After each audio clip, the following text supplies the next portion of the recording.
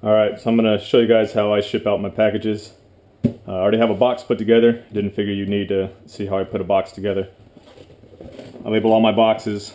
I have the harmless, non-venomous reptiles and secure packaging inside. Helps ensure that I'm shipping according to FedEx standards, as well as just helps notify anybody who's going to be handling it what's in it, and with intentions of them hopefully handling it safer. Obviously you're going to need another one for inside of your package. You got some business cards, your tape. I keep records of everything on its way out. I have my cups, paper towel, my lids already labeled. I have my scale, obviously your top styrofoam, and I put the geckos over here in the tub just to make the video go a little bit faster. So we'll go ahead and we'll start at the top. I did all these are already all set up. This is half a selected size paper towel. Give it a quick little spray down. It helps keep the temperatures cooler, as well as just providing something in case they do want a little bit of drink. There's a little moisture in there. So I'm going to start with 3212. It's an acid stripe. Unfortunately, she is in shed right now, so you can't really see her colors that good. But one of our acid stripe females, got her down to 17 grams. Gonna load her up in her deli cup. Reason I keep weights of everything is one, I like knowing what everything leaves at, because you never know how they're going to take to their new home. People might not have the husbandry that is best for the animals, and it's in case you ever have any sort of problem, I have record of what I have, what they shipped out at, so I can kind of gauge if people come to me with complaints, if it's something that I might have possibly done or something along the lines where I'm responsible, or if it's just poor husbandry on their behalf. And I mean, I'll help them the best I can, but obviously once it's out of my hands, I can only do so much. So I have my gecko. I always just rip a piece of tape in half. I tape my lids down. I've never had an escape, but this is just preventative. I don't plan on having an escape. So, piece down each side. Make sure she's nice and secure in there. Next, we'll get 4812. That's another acid stripe. That one's a male. I don't know if you can see his colors. Get a weight on him. He's 32 grams. And like I said, I already set these other ones up. They're already misted and whatnot like that. Just trying to help speed the video up so you guys aren't watching a 20-minute long video on how to pack. So make sure he's in there. Tail's clear. Oh, he's trying to run away. He likes it here. Make sure his tail's nice and secure. He wants to keep it out. There we go. So he's secure. Get the tape. A lot of people don't understand how important good packaging is. It's not only good for the safety of the animals, but really the first thing people see when they get your package is your package. So if you don't pack things right, if your box is all nasty and things just don't look right, it says a lot about your business. I know I personally don't like if I get a box that looks like it's been through 7 other people's hands and they're trying to save money on giving me a box that's been used 5 times. Really, for what you spend on a box and what people are spending per gecko, I mean, you can't cut corners all the time. Next one, so just a red stripe. I don't know if you can see her. She's a lot more of a lemony yellow than the acid stripe stuff, which is one of the biggest distinguishing features of them. But she's still coming into her red stripe. She's still got a decent amount of lavender. You can see the emerine coming through. I'd expect her to have a pretty good stripe when she's a little bit older. She's 18 grams. Make sure you get the right lid for the right gecko. Mark her weight down.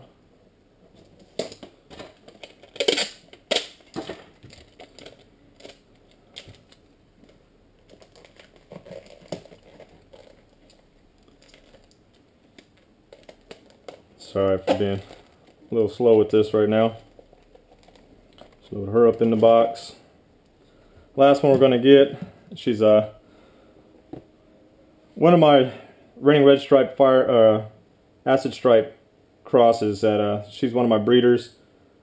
She's gone 2 seasons. I don't know how well the camera's picking up her stripe, but it's still pretty nice of a stripe for being 2 years deep. Obviously she's nice and healthy, nice and fat.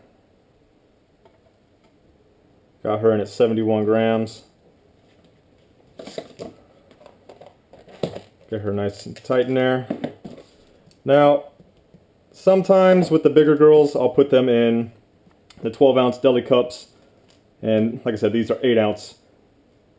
My personal opinion is, tighter it is, the less bobbling around they could do. She obviously has plenty of room. She's not even fully back on herself yet.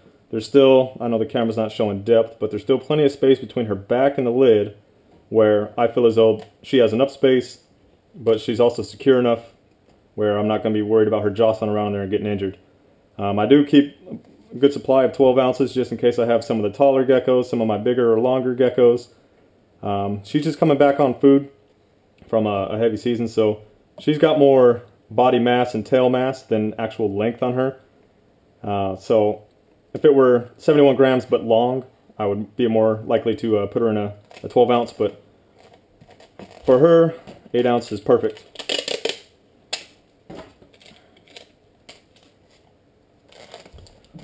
So all these, gotta tape them down, make sure they're nice and good. So I have these from my record. I keep that so I know what they shipped out at. I keep digital and paper records of everything for at least 30 days after I sell them, just so that should anything occur between, you know, that time frame, I could go back, refer to my notes, my records, and maybe try to help the people out if they're having trouble with something, or whatever. Just keeping my end of the business covered. All right, another thing that I don't think people really think about too much when they're packing geckos is when you open the box, you want to see your nicest animals first. I mean, that's just how it is. Obviously, when they're buying something, they have what they want the most, or something that you personally think looks the best. Or, for instance, she's in shed, but she's a really nice acid stripe. So what I'll do is I'll kind of just jimmy it around a little bit like this, put the heavier one on the bottom, help prevent her from sliding.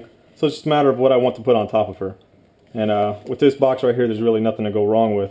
So I'll just stick with the acid stripe male on top. So from this point, I'm just going to pack it tight. Sorry if the paper is really loud.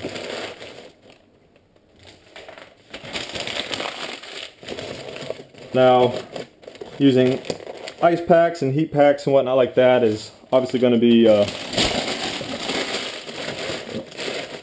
it's going to be weather dependent. And where this specific box is going, the daytime high is supposed to be in the low 80s. I'm shipping out of here. It'll be leaving the airport at about 5 o'clock, and we're looking at having temperatures in the high 80s at 5 o'clock. So there's no reason for me to do either pack. I don't need a hot pack or a cold pack. Also, ventilation holes, where you'll punch through the side of the box. I usually use a pen, just push it through the styrofoam. The only time I'll ventilate a package is if I'm using if I'm using a hot pack or a cold pack, but I'm expecting, either hot temperatures here and cold temperatures there. It'll help keep a more stable temperature instead of just cooking your animal or freezing them. But I typically don't like doing too many ventilation holes, especially a box this size with that few of animals in it. There's no point for doing it, and really all you're going to do is create cross ventilation that isn't necessarily needed. Another thing though is it's a lot safer to have your animals too cold than too hot. They can handle a lot cooler temperatures than they can handle hot temperatures.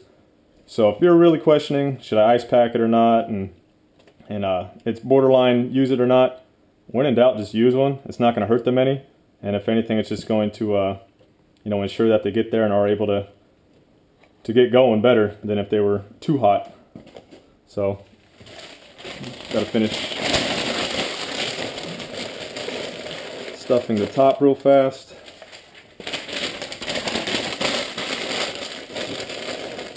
Now some people will use shredded newspaper or some of the smaller material. I personally am not a big fan of it. One, you have to use 10 times as much. But two, I think you get a lot less any sort of airflow or circulation because it is packed so tight. I don't know if you've ever, just played around with a bunch of shavings or whatnot, and you put your hand in the middle of a big bag of it, your hand gets hot really fast. So your animals are kind of doing the same thing. The newspaper and being shredded really doesn't allow it to breathe much. They're kind of just stuck with what they're in. So I'll just put one more piece to top it off. Put it over here to make sure it's nice and tight over there. Alright, so the inside of the box is good. All the geckos are in, they're all taped up. So I know everything inside the box is good. Last thing, top it off with the top styrofoam. Don't forget that. I've received packages without it. So I don't know if they just forgot or whatever. Once again, going on to display. I always put my business cards in there for two reasons. One, I like whoever's getting my packages to have my business cards for whatever reason. They either keep it, maybe they want to give it to a friend, so I provide more than one. Also, should anything happen to the package along the way, on my shipping labels, I have a phone number for whoever's receiving it. Reason I use their number for receiving is if anything happens with the package, I want whoever's receiving it to be responsible for the phone call, simply because if I have my phone number on record, then I have to coordinate all the pickup dates and everything, or pickup locations and times and whatnot like that, which just creates a big phone tag game where I'm calling who's receiving it to find out what's okay with them, then I'm calling FedEx. So I give the number on my shipping labels to the recipient, so if anything happens where different arrangements can be made, they can be done on their schedule and they could do it as they seem fit. The other reason is, should anything be wrong with the package, which is why you leave a live reptile, as well as my business card. If anybody needed to go on my package for whatever reason, they have my contact information, so they could call me, and you know, they could say whatever, something's wrong with the package, something's on the plane, blah blah blah blah blah. I've had a couple reasons where FedEx has had to call me, never for my shipping issues, but there have been other packages in the same freight which had issues, so then all the animals were kicked back. All sorts of things. This kind of just gives them a way to contact me directly, and they know who the animals are coming from. So I know I have everything labeled correctly, the outside of the box, the inside of the box, everything's taken care of. I have my records of everything, so everything's good to go. Last thing I'm going to do, I'm going to tape it up, and I'm going to keep this upside down for now. This is the shipping label. I print my own. I use Ship Your Reptiles, so I just print my own labels and I tape them on top. I'm not showing this because I don't need their personal information all out there, and I'm pretty sure you know how to tape a box. So I go across, and then across the corners and fold it down. That ensures a good seal all the way around, and then I just tape this across, and that's how my packages will go. So it'll have my stickers on it, perishable, so they know which way to handle my package, and know that there's live animals inside that cannot hurt them. And everything else is done. So that is how I ship my packages. If you have any questions, let me know.